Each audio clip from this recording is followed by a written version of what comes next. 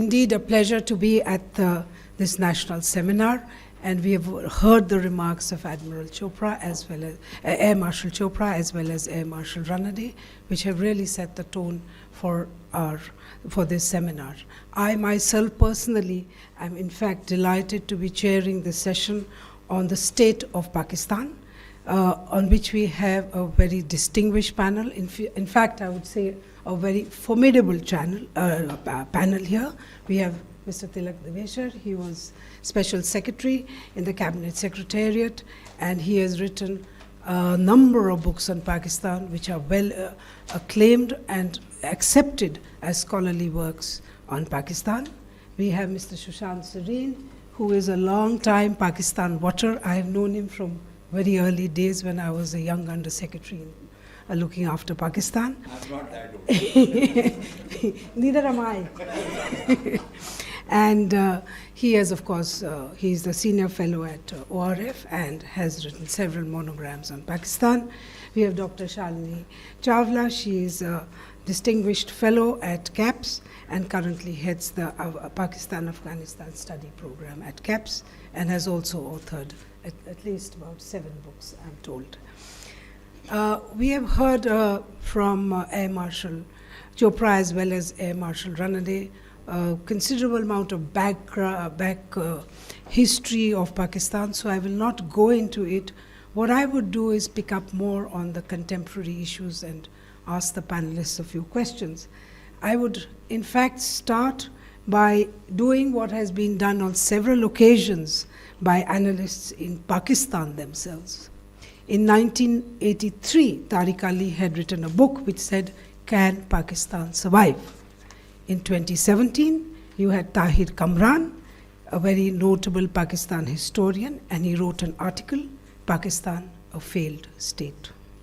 So it is in this context that I will look at the state of affairs in the state of Pakistan. And if you look at Pakistan today, it is facing a quadruple crisis, needs a quadruple bypass. We are looking at political instability, we are looking at institutional challenges, we are looking at economic distress, and along with socio-economic disparities and security challenges. And one can say that Pakistan currently is facing one of its most difficult phases in its national life. Coming on to the political side, after the ouster of Imran Khan as the Prime Minister in April 2022, you saw an alliance of politically opposed parties setting up government led by Shahbaz Sharif. And after 16 months, the National Assembly was dissolved, and on 10th of August this year. And elections technically should have been held within 90 days of the dissolution, but the new dates the date that has been announced is 8th February 2024. The reasons for this delay were cited many: financial crunch, we could not cover the costs for elections. So some spoke, and then you said you needed to conduct a census and then delimitation of constituencies. Well, while the date has been announced, it would be useful to note that the Election Commission of Pakistan has not announced an election schedule, which leads to the question, which some are asking, will elections be delayed further? Moreover, you have seen the return of the former Prime Minister of Pakistan, Nawaz Sharif, back to Pakistan after being away for a number of years, and his acquittal in several cases of corruption, which has led one to the speculation that possibly he is the chosen one by the establishment. Contrary to the treatment being meted out to the jailed former Prime Minister Imran Khan, against whom there are cases, and who also enjoys some degree of popularity even now, and they are being pursued very vigorously against him, so much so in the cyber case, they say that it is a question of national security. One would need to, of course, watch the election scenario as well as what the army does. And this, you can see that the army aspect was highlighted when Bilawal Bhutto, he was speaking and he said, "We will reject any selected government." So the question to the panelists, will the elections be further delayed, and will the elections be free and fair? Second, as far as the institutions in Pakistan have been concerned, they have been jostling for supremacy, and even though the political class is largely beholden to the army, yet when the traditional civilian army balance is changed, it leads to political instability. For the first time, you saw crowds barging into army locations, the Lahore Corps Commander's residence, the GHQ in Rawalpindi, on 9th of May this year, after the arrest of Imran Khan. Now, this has never happened before. Therefore, the army has been describing this day as a very dark chapter in the history of Pakistan. And Pakistan actually wanted to try all these attackers under military court, but the judiciary intervened. But yet you see the army is continuing to question some of their own serving personnel about why they did not take sufficient measures to stop that attack. Even some of the families were taken in for questioning about their support to some or the other political party.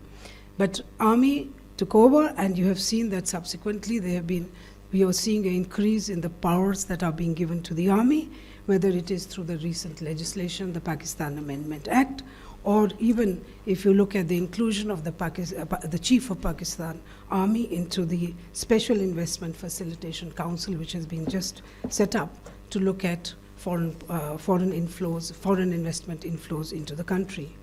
The Pak judiciary has not been immune from power politics and has often been accused to be partisan, and you can see internal dissensions going on currently with letters being exchanged between different judges in the Supreme Court bench.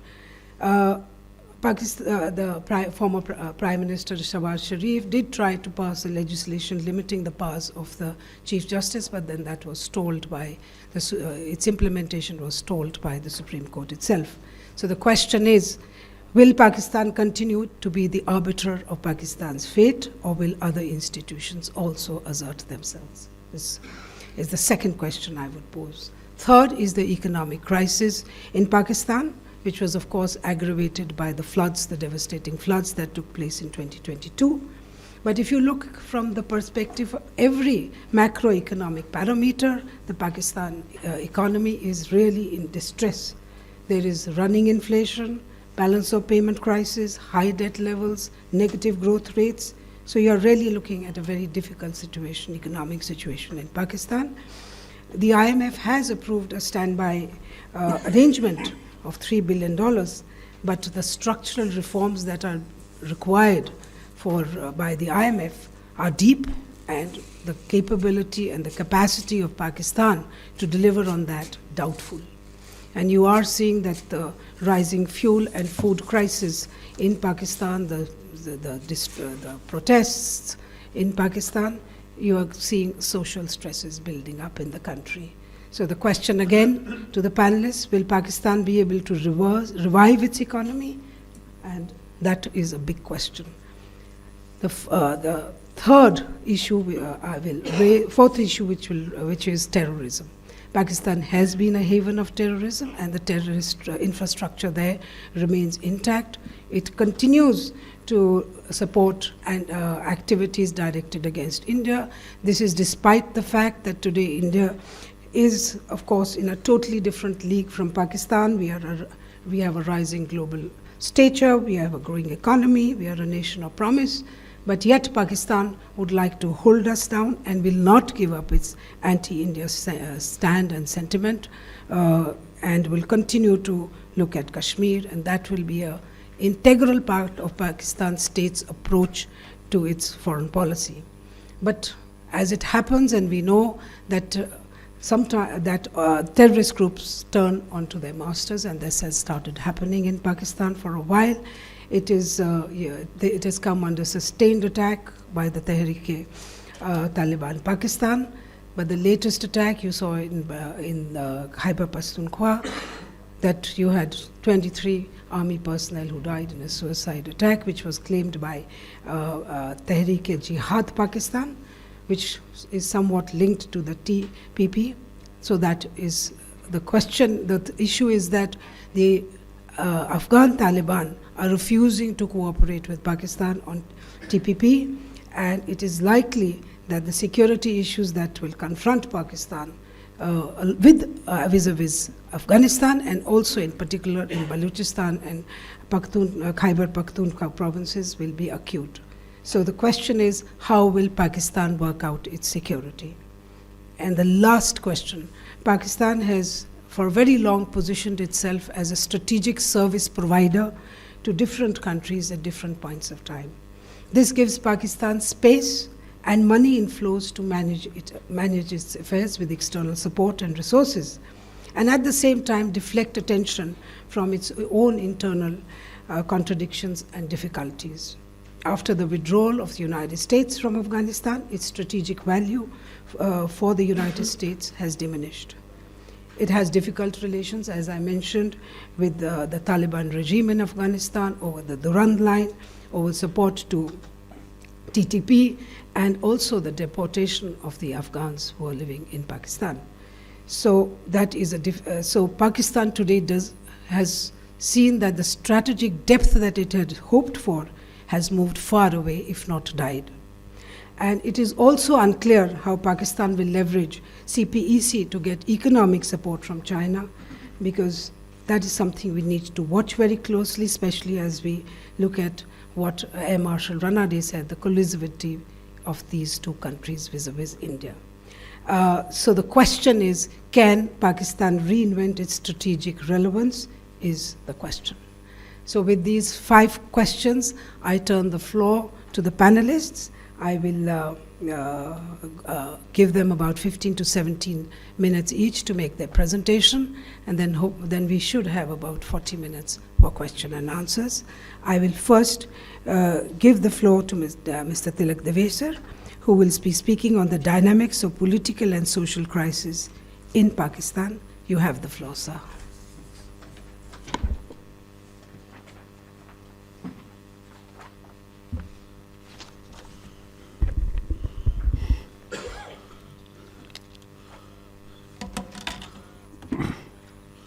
Air Marshal Ranade, Air Marshal Chopra, Chair, fellow panelists, and distinguished ladies and gentlemen. Pleasure to be at the CAP seminar once again, though in a different location. Now, over the long term, I think it was mentioned also in the beginning, that Pakistan has been subject to periodic crises. And let me quote one editorial from the Pakistan Times to put the issue in perspective. Quote, "For almost a decade now, the political arena has been the safe playground of men cursed with unlimited greed and limited ability. Every year has been a year of crisis, and every season the season of intrigue. It almost seems that the only stable factor in our political life has been constant instability." Unquote. These words could have been written yesterday, but actually they were written in 1958 on the 11th anniversary of Pakistan's creation.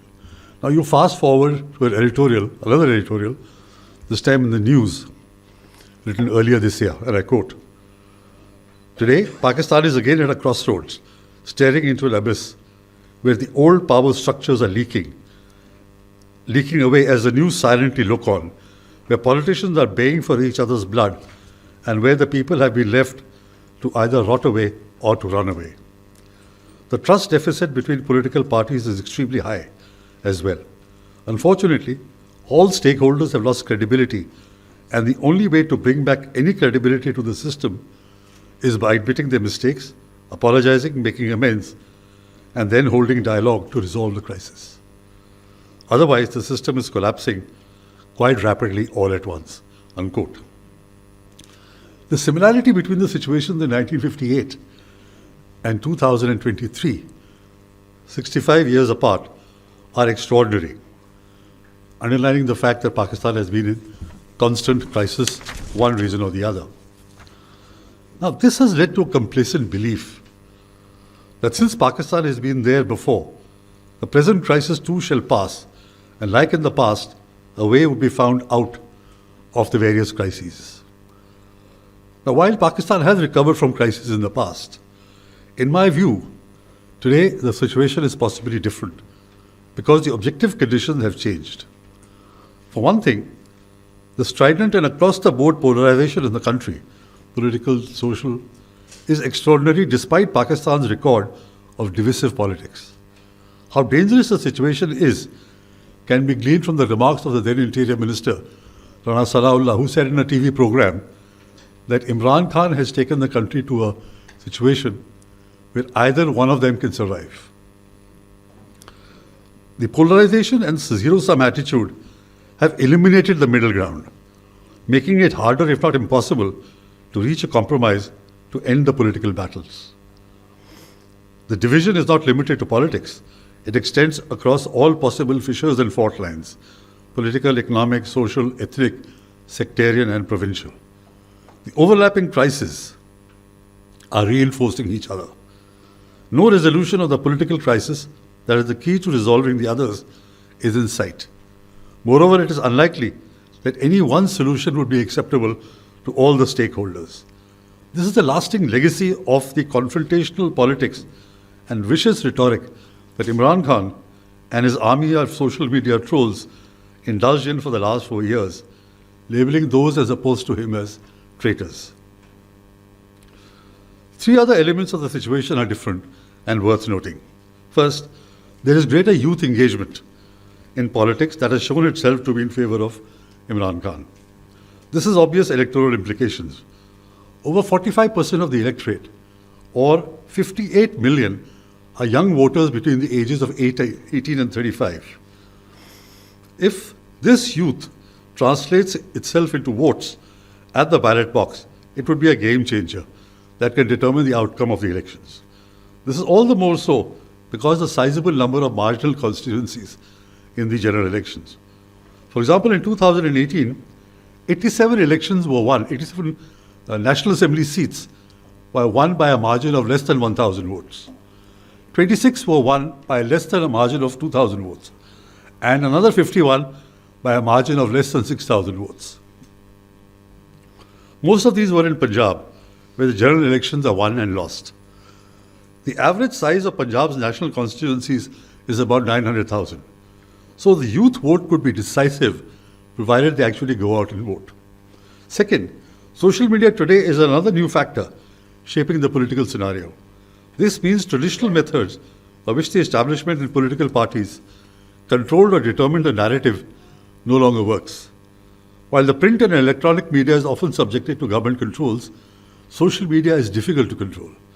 It is a mobilizing vehicle that taps into and galvanizes public sentiment and shapes the narrative. Third, the military establishment, the limits of political influence are also becoming apparent.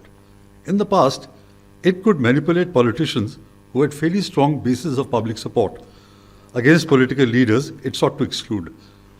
This enabled it to engineer electoral outcomes in their favor. Today, the traditional parties, the PMLN and the PPP, are no match in terms of public popularity as the PTI.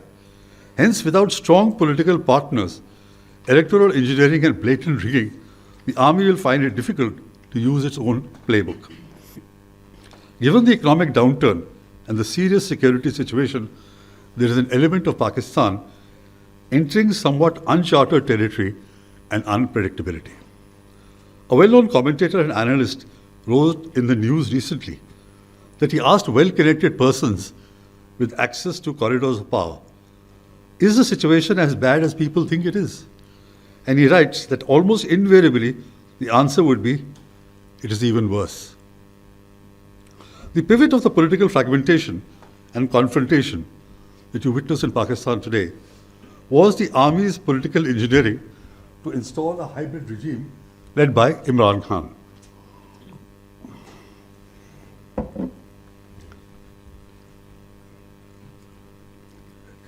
It is only much later that they realized that he was unable to deliver either on the economy or on governance. By then, however, Imran Khan had become a cult figure with delusions of grandeur and the firm belief that he was God's gift to Pakistan. The army managed to de-seat him from power by cutting him loose politically. Without the army's political management, Khan lost his slender majority in the National Assembly. Sensing the opportunity, the opposition united and moved a successful no-confidence motion. Despite this, the army has not been able to erode Imran Khan's unbridled ambition to get back into power via the street and social media, and also his popularity, despite using all kinds of dubious tactics. The other element in the political situation is the army, especially the army chief Asim Munir. He is unlikely to countenance the return of Imran Khan or the PTI in the elections, especially after the events of 9th May. People have started to underestimate the army against the backdrop of Imran Khan's relentless attacks and talks about divisions in it. I'm clear that the Pakistan army is a disciplined force and the chain and unity of command holds for the present. There is support for Imran Khan, especially among the veterans, their families, and even among the serving officers. But this support is unlikely to translate into rebellion within the army or against it. For whatever reason, the army is keeping its powder dry. It will not compromise on what Imran Khan wants the most, to come back into power. For this, the army has already resorted to political engineering that includes persuading several PTI leaders to either join other parties or quit politics altogether. Rum parties have been set up in South Punjab and in KPK. In addition, Imran Khan remains in jail, facing a plethora of crises.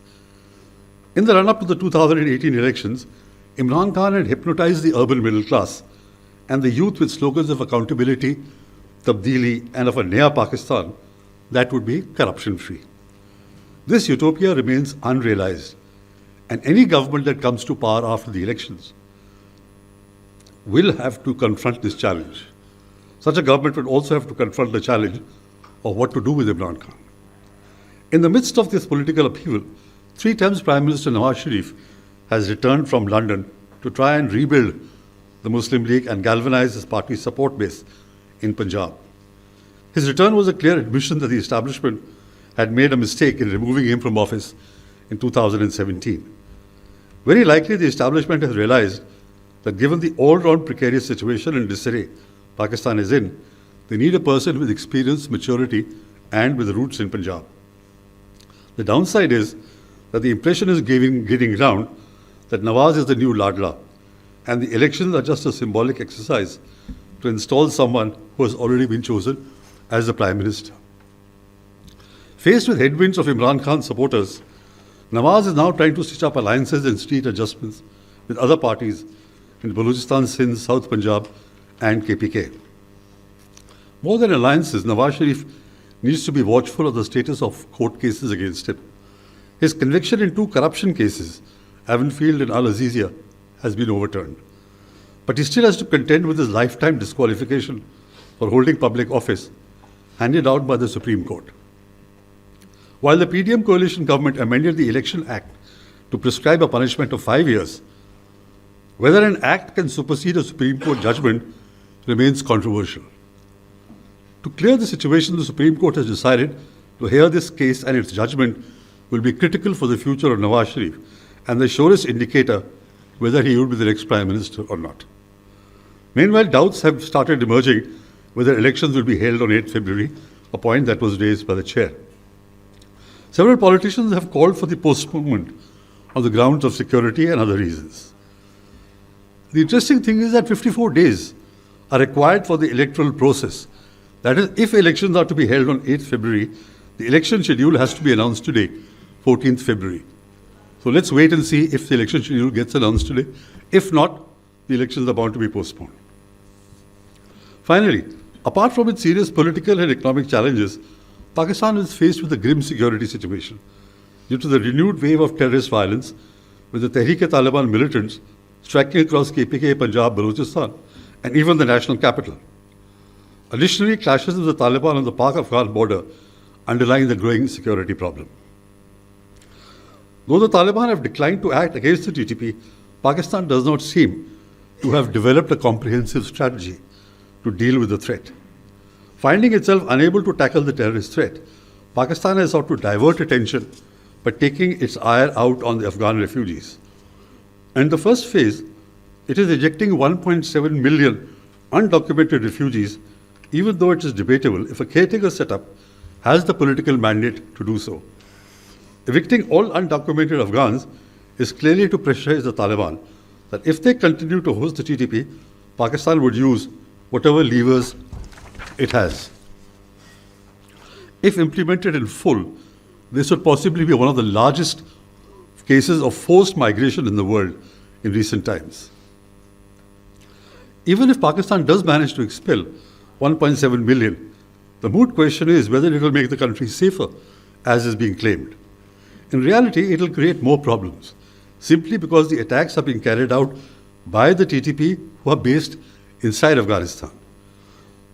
The eviction will also impact Pakistani Pashtuns. They will be harassed and forced to carry documentation for fear of deportation, creating Pashtun alienation even more. Moreover, Asad Durrani, a former ISI chief, wrote, "When was the last time that the Afghans relented under pressure?" The answer was perhaps provided by the devastating attack in Dera Ismail Khan district, in which 25 army personnel were killed.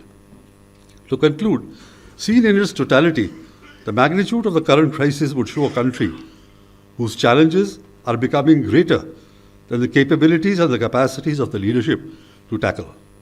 If, unlike the past, there are no early solutions to the multifarious crisis, Pakistan will be quick marching towards the abyss.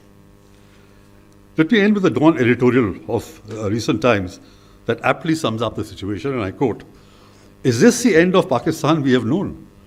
The wise and powerful have fallen off their high pedestal. Those once considered national leaders appear bereft of ideas and helpless against the vortices sucking the country towards a dark void. Be they judges, generals, bureaucrats, or politicians, all are so consumed by the selfish power struggle that they seem not to care that the Armageddon is almost upon us. Meanwhile, the people are being frog-marched to their doom as they pray desperately for a savior to appear." Thank you very much.